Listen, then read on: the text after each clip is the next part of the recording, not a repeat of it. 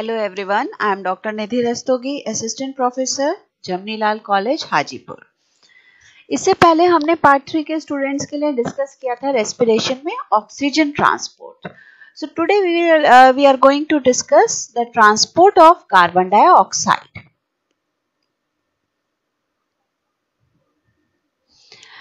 ये हमको पता है कि रेस्पिरेशन का हमने डिस्कस किया था कि दो पार्ट में हम डिस्कस कर सकते हैं रेस्पिरेशन को। एक फिजिकल प्रोसेस जिसमें ऑक्सीजन और कार्बन डाइऑक्साइड का एक्सचेंज है, और एक केमिकल प्रोसेस जिसमें ऑक्सीजन न्यूट्रिटिव मटेरियल के साथ, फूड मॉलिक्यूल के साथ कंबाइन करके एनर्जी मॉलिक्यूल्स जनरेट करती है।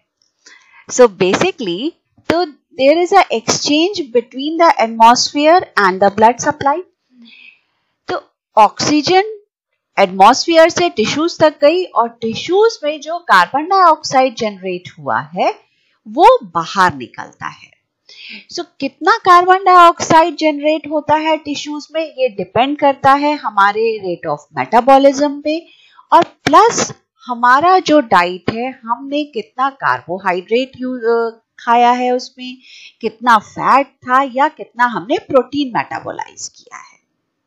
बिकॉज ऑक्सीजन तो हमने ली है, इनहेल की है, लेकिन जब ये फूड के साथ कंबाइन करती है तो इट जनरेट्स CO2। तो it is the type of food which determines the amount of CO2 generated in the tissues. ये हमारे खाने पर निर्भर करता है कि कितना CO2 हमारे टिश्यूज में जनरेट होगी। तो एक रफली एक एस्टिमेट किया गया है, एक रफ एस्टिमेट है कि हम normally approximately per minute 200 ml of CO2 को जनरेट करते हैं when we eat mixed diet. Mixed diet का मतलब जिसमें कार्बोहाइड्रेट्स भी हैं, फैट्स भी हैं और प्रोटीन्स भी हैं। सो बेसिकली जब हम 200 ml पर मिनट जनरेट करते हैं, तो अब इसको हम अपनी बॉडी में अंदर स्टोर नहीं कर सकते, बिकॉज आप जानते हैं कि कार्बन डाइऑक्साइड पॉइजनस हो सकती है। तो कार्बन डाइऑक्साइड को हमको तुरंत अपनी बॉडी से बाहर निकालना है। अपनी बॉडी से हम कार्बन डाइऑक्साइड को कैसे बाहर निकाल सकते हैं? बेसिकली कार्बन डाइऑक्साइड टिश्यूज से ब्लड में जाती है, और ब्लड से वो लंग्स के थ्रू वापस बाहर एटमॉस्फेयर में एक्सेल कर दी जाती है। तो बेसिकली वो टिश्यूज में से लंग्स तक ब्लड में के थ्रू कैसे पहुंचती है? कार्बन डाइऑक्साइड बेसिकली 3 फॉर्म में ट्रांसपोर्ट होती है। या तो वो बफर बनाती है वाटर के साथ एज अ कार्बोनिक आयन, या बाइकार्बोनेट आयंस, कार्बोनिक एसिड, या प्रोटीन के साथ कार्बन डाइऑक्साइड अटैच होके कार्बामीनो कंपाउंड्स बनाता है, या सिंपली वो प्लाज्मा में डिसॉल्व होके ट्रांसपोर्ट होती है। सो बेसिकली अगर हम देखें तो ये हमारे सेल्स या टिश्यूज हैं जिसमें हमने जनरेट की carbon dioxide by the process of oxidation of food molecules. और ये कार्बन डाइऑक्साइड के 3 पाथ हो सकते हैं, वो 3 रास्तों से हमारी बॉडी से बाहर निकल सकती है। पहला, रफली जो है वो majority of carbon dioxide basically that is approximately 60% carbon dioxide वो केमिकली मॉडिफाई होती है। केमिकली मॉडिफाई का मतलब ये जो CO2 है ये ब्लड में RBC में एंटर करती है, जहां पर वो बाइकार्बोनेट आयंस बनाती है, और bicarbonate ions basically that is called chemically modified molecule, और ये बाइकार्बोनेट आयन के फॉर्म में बाहर निकलती है। बाइकार्बोनेट आयंस के फॉर्म से वापस CO2 में कन्वर्ट होके बाहर निकलती है। सो रफली CO2 जो है या कार्बन डाइऑक्साइड 60% जो है पेरिफेरल सेल से बाइकार्बोनेट के फॉर्म में ट्रांसपोर्ट होती है up to the lungs.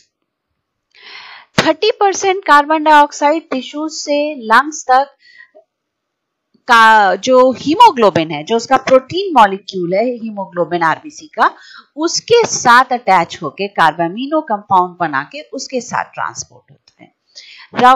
Approximately only 10% of carbon dioxide वो डायरेक्टली प्लाज्मा में डिसॉल्व होके ट्रांसपोर्ट होता है। तो अगर हम पाथवे इसका मेजॉरिटी ऑफ CO2 का अमाउंट देखें तो that is the most important pathway is the chemically modified form of carbon dioxide, because ये 60% तक उस कार्बन डाइऑक्साइड को बाहर निकालती है. So first we will discuss कि how carbon dioxide transported from peripheral cells or from tissues up to the lungs in the form of bicarbonate ions. Bicarbonate ions basically कहाँ produce होते हैं? Erythrocytes में. Erythrocytes यानी कि RBC. वहां पर carbon dioxide water के साथ, और RBC में एक एंजाइम होता है कार्बोनिक एनहाइड्रेज. ये carbonic anhydrase is one of the most important enzyme and one of the most efficient enzyme of the human physiology. ये कार्बोनिक एनहाइड्रेज के प्रेजेंस में कार्बन डाइऑक्साइड और वाटर मॉलिक्यूल मिलकर बाइकार्बोनेट बनाते हैं, H2CO3 या carbonic acid बनाते हैं, और ये कार्बोनिक एसिड इमीडिएटली डिसोसिएट होता है प्रोटॉन्स या hydrogen ion plus bicarbonate ions. And ये बाइकार्बोनेट आयंस इरिथ्रोसाइट्स में रहते हैं and then they enter into the blood. अगर हम एक सिंपल सा इसका देखें तो क्या होता है? सबसे पहले तो पेरिफेरल सेल्स से टिश्यूज से लंग्स तक पहुंचना है कार्बन डाइऑक्साइड को, और तब सेकेंड स्टेप में लंग से जो हम एक्सेल करते हैं, जो हम सांस छोड़ते हैं, उस सांस छोड़ने में कार्बन डाइऑक्साइड बाहर निकलती है. सो द फर्स्ट पार्ट कि कैसे कार्बन डाइऑक्साइड पेरिफेरल सेल्स या टिश्यूज से ब्लड तक पहुंचती है. तो बेसिकली टिश्यूज ने तो ऑक्सीजन के साथ कंबाइन करके फूड के साथ CO2 प्रोड्यूस किया है. अब ये CO2 जो है वो बॉडी टिश्यूज से, कैपिलरीज से में, because by the simple process of diffusion it enters into the capillaries. Capillaries से वो ब्लड वेसल्स में आती है. तो ब्लड वेसल में जब आती है कार्बन डाइऑक्साइड तो इट एंटर्स इनटू RBCs. ये RBC में एंटर करती है. अब RBC में जब एंटर करती है तो क्या होता है? RBC में जब एंटर करती है तो RBC में हमने डिस्कस किया कि एक एंजाइम होता है कार्बोनिक एनहाइड्रेज. ये कार्बन डाइऑक्साइड वाटर के साथ मिलकर कार्बोनिक एसिड बनाती है, जो कि बाइकार्बोनेट आयंस और हाइड्रोजन आयंस बनाता है. अब ये क्योंकि बाइकार्बोनेट आयन नेगेटिव कैरेक्टर्स हैं, तो बेसिकली एक सिंपल फिनोमेना RBC में होता है जिसे कहते हैं क्लोराइड शिफ्ट. क्लोराइड शिफ्ट क्या है? क्योंकि ये हम एक चीज सिंपल सी जानते हैं कि जब कहीं पर किसी चीज का कंसंट्रेशन ज्यादा हो जाता है तो वो एक्युमुलेशन अगर उसका हो गया तो या तो वो बनना बंद हो जाएगी या वो डिफ्यूज हो गई, तब वहां पे वो बनेगी. तो सिंपल सा यहाँ पे भी बाइकार्बोनेट आयन के साथ यही बात है, क्योंकि अगर RBC में ये एक्युमुलेट होते रहे तो कार्बोनिक एनहाइड्रेज इस कार्बन डाइऑक्साइड को वाटर के साथ फर्दर मिलके कार्बोनिक एसिड नहीं बनाएगा. तो टू प्रिवेंट दिस, ये जो कार्बोनेट आयंस हैं ये बाहर, बिकॉज इनका कंसंट्रेशन RBC में ज्यादा है, तो ये simple process of diffusion enters into the plasma. अब लेकिन क्योंकि बाइकार्बोनेट आयन एक नेगेटिव चार्ज कैरी करता है तो फिर यहाँ पे इलेक्ट्रोकेमिकल इम्बैलेंस हो जाएगा. उस इम्बैलेंस को बैलेंस करने के लिए RBC में एक प्रोसेस होता है that is called chloride shift. Chloride shift में क्या है? क्योंकि बाइकार्बोनेट आयंस तो कंसंट्रेशन ग्रेडियंट की वजह से डिफ्यूज हुए, क्योंकि यहाँ कंसंट्रेशन ज्यादा था, यहाँ कंसंट्रेशन नहीं था, तो बाइकार्बोनेट आयन सिंपली डिफ्यूज हो गए इनटू ब्लड प्लाज्मा. अब इस चार्ज को बैलेंस करने के लिए प्लाज्मा से एक chloride ion enters into the RBC. As a result कि इसमें कोई चार्ज में फर्क नहीं आएगा. So this process is called chloride shift. तो ये कहाँ हुआ? ये बॉडी टिश्यूज में, ब्लड वेसल्स में. अब ब्लड वेसल्स में, वेन्स में जो वेनस ब्लड है उसमें बाइकार्बोनेट आयंस है, it enters into the lungs. अब ये सेकेंड पार्ट हुआ कि लंग्स से बाहर एक्सेल कैसे होगी कार्बन डाइऑक्साइड. ये bicarbonate ions again enters into RBC when they reaches into the lungs.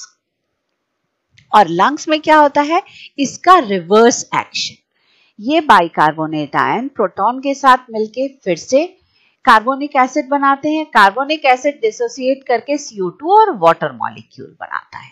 और ये जो CO2 है ये एलोवेलर कैपिलरी एपिथेलियम से निकलकर एलोवेलस में जाती है और एलोवेलस से या एलोवेलर टिश्यू से ये बाहर एक्सेल कर दी जाती है। तो जो बॉडी टिश्यूज के सराउंडिंग में ब्लड है उसका exact reverse happens in the lungs.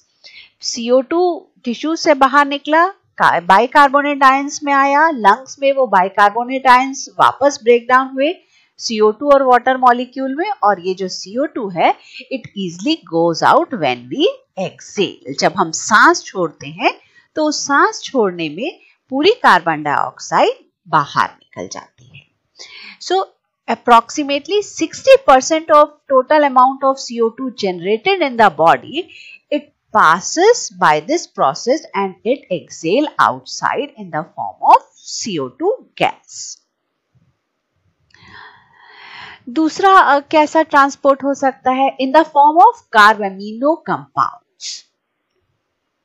हमारे पास जो है ब्लड प्रोटीन्स हैं, उसके अलावा हीमोग्लोबिन है जो आरबीसी में है।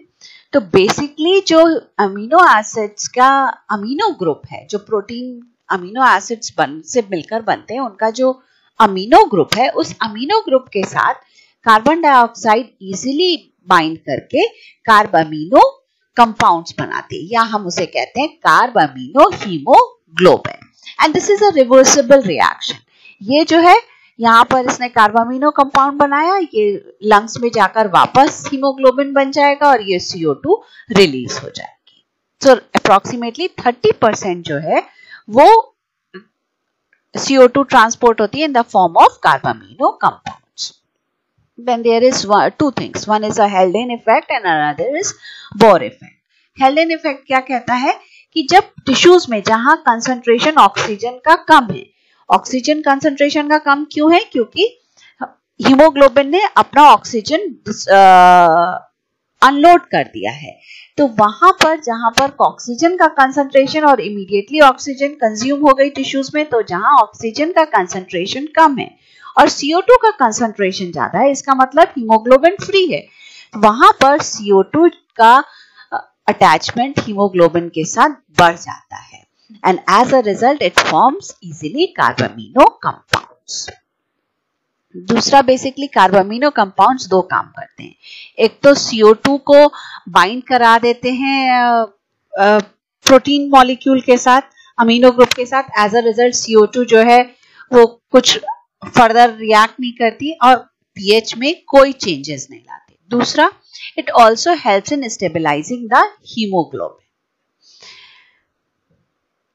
और जब ये कार्बामिनो कंपाउंड्स लंग्स तक पहुंचते हैं जहां पर अगेन ऑक्सीजन का कंसंट्रेशन ज्यादा है, वहां पर ये क्या होता है, क्योंकि CO2 से कंपैरिजन में O2 और या ऑक्सीजन का एफिनिटी ज्यादा है हीमोग्लोबिन से, वहां पर CO2 रिलीज हो जाती है and again O2 is picked by the hemoglobin and transported in the blood.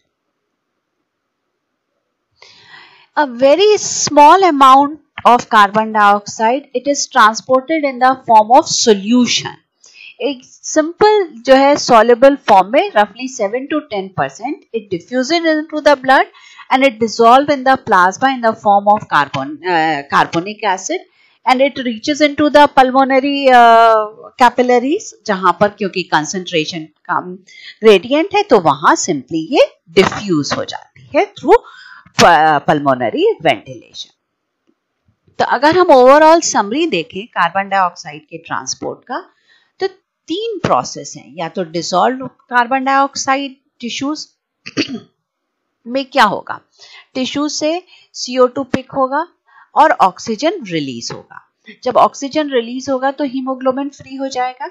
अब ये जो CO2 टिश्यू सेल से पिक हुआ, ब्लड प्लाज्मा में एंटर किया, आरबीसीज में एंटर किया, वो या तो प्लाज्मा में डिसॉल्व हो गया या वो जो हीमोग्लोबिन फ्री था उस हीमोग्लोबिन के साथ बाइंड करके इसने कार्बामीनो कंपाउंड्स बनाए, या ये जो CO2 है वो वाटर मॉलिक्यूल के साथ मिलकर इसने बाइकार्बोनेट आयंस बनाए और यहाँ पर क्लोराइड शिफ्ट से बाइकार्बोनेट आयन जो है वो प्लाज्मा में आ गए। अब यहाँ से फिर ये जो है पल्मोनरी सर्कुलेशन से ये लंग्स तक पहुंचे। लंग्स में क्या होगा, CO2 पिकअप होगा और O2 पिकअप होगा और CO2 को रिलीज किया जाएगा। तो बेसिकली क्या होगा, ये जो यहाँ से सारी चीजें एंटर की हैं पल्मोनरी सर्कुलेशन में, एलोवेलर टिश्यूज तक पहुंची हैं, वहां पर ये बाइकार्बोनेट आयन वापस से ब्रेक डाउन करके CO2 में रिलीज हुए। जो हीमोग्लोबिन के साथ बाइंड किया हुआ था CO2 वो वापस रिलीज हुआ और ये हीमोग्लोबिन जो है वो फ्री हुआ, और ये हीमोग्लोबिन फ्री होके वापस से ऑक्सीजन के साथ बाइंड कर गया, और डिसॉल्व जो CO2 था वो भी सिंपली डिफ्यूज होके बाहर चला गया। सो this process happens in lungs और in alveolar tissues, जहाँ पे ऑक्सीजन का कंसंट्रेशन ज्यादा है और CO2 का कंसंट्रेशन कम है। तो यहाँ पर ऑक्सीजन डिफ्यूज होके आरबीसी में आया और CO2 डिफ्यूज होके बाहर गया। टिश्यू सेल में रिवर्स है, CO2 का कंसंट्रेशन ज्यादा है और O2 का कम है, तो CO2 डिफ्यूज होके ब्लड प्लाज्मा में आया, आरबीसी में एंटर किया, और ऑक्सीजन डिफ्यूज होके टिश्यू सेल्स तक गए। So this is how by 3 methods carbon dioxide transported from tissues to the lungs. Oxygen में क्या था? Oxygen transported from lungs to tissues. और यहाँ oxygen transported from tissues to lungs.